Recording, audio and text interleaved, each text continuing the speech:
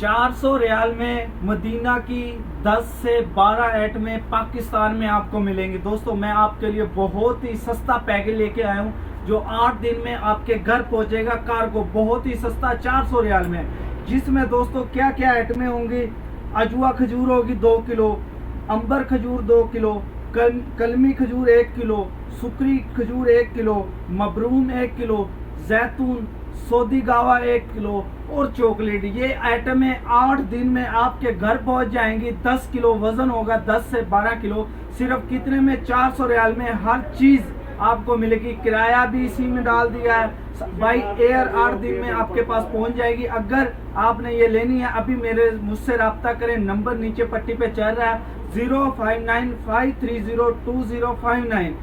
10 kilo वजन 400 रियाल में पाकिस्तान पहुंच जाएगा। अस्सलाम वालेकुम।